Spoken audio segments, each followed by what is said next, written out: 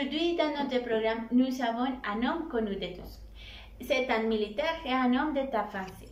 Il était général républicain pendant la Révolution et le Directoire.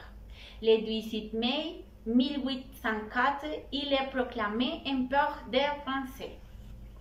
Pendant un peu plus d'une décennie, il a pris le contrôle de presque toute l'Europe occidentale et centrale par une série de conquêtes et d'alliances. Et l'empereur Napoléon Bonaparte. Bonjour empereur, merci d'être venu dans mon émission et d'avoir accepté mon interview. Merci de me recevoir, c'est un plaisir d'être ici. Dis-nous, l'empereur Napoléon, où vous êtes né? Je suis né à Ajaccio, en France. C'est une très belle endroit. J'adorais aller sur la jetée pour regarder les couchers de soleil. Quels étaient les noms de ses parents? Ma mère s'appelle Maria-Laetitia Ramolino. C'était une femme belle et intelligente. Elle a toujours été à nos côtés. Mais elle n'a jamais accepté mon mariage avec Joséphine. Et mon père est Carlo Bonaparte. Il était avocat et diplomate, mais plus que cela. C'était un homme fort et courageux.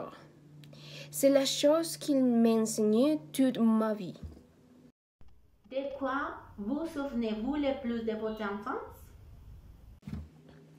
La chose la plus importante dans mon enfance a été quand j'ai étudié au collège d'Athènes. J'adore apprendre les costumes de la France et la langue, mais tristement, j'y ai passé peu de temps. À quel âge avez-vous commencé votre carrière militaire?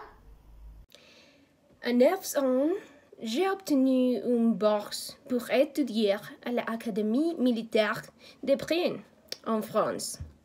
J'ai eu beaucoup de chance parce que je me suis intéressée très jeune à la politique et à l'armée. Pourquoi avez-vous été arrêté en 1794? Je me rappelle plus de choses, mais je pense que c'est parce que j'étais une amie très proche d'Augustin Robespierre. Il était le frère cadet de Maximilien, qui était alors une ennemie de nos troupes. J'ai été emprisonnée pendant 2 semaines, puis libérée par manque de preuves. Dis-nous comment vous avez obtenu le surnom de Petit Caporal? C'est une histoire très drôle. Quand j'étais chef de troupe, mes soldats m'appelaient le petit caporal parce qu'ils me trouvaient trop petite. Mais j'étais vraiment de taille moyenne. Quels ont été les résultats de votre expédition en Égypte? Ce moment a été triste dans ma vie parce que cette expédition était très importante. Nous voulions conquérir l'Égypte pour que les Britanniques ne puissent pas passer en Italie, parce qu'ils étaient un obstacle à la Révolution française. Nous avons finalement perdu, mais nous avons réussi à apprécier l'architecture égyptienne. Quelle a été votre réaction lorsque vous êtes retourné en Italie? Que vous savez-vous que l'Italie avait été reconquise par l'Autriche lors de votre expédition en Égypte? J'étais très surpris parce que pendant que j'empêchais les Britanniques d'envahir l'Italie, l'Autriche envahissait sévèrement l'Italie. Mais finalement, nous avons réussi à conclure un accord. Quelle est votre conclusion sur les batailles que vous avez menées?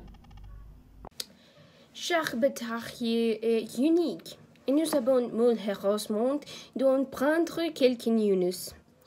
Mais finalement, elle en valait la peine parce que nous avons réussi la Révolution française et libéré les gens. Auriez-vous changé quoi que ce soit à vos actions pour éviter d'être exilé? À cette époque, j'avais déjà les pourpoints sur l'Europe continentale, mais l'ambition était plus grande. Je n'ai jamais pris en considération les pourpoints que la Russie avait, et ma colère me fait décider de les attaquer. Merci beaucoup, Empereur Napoléon. Merci à tous et à la prochaine émission. Au revoir.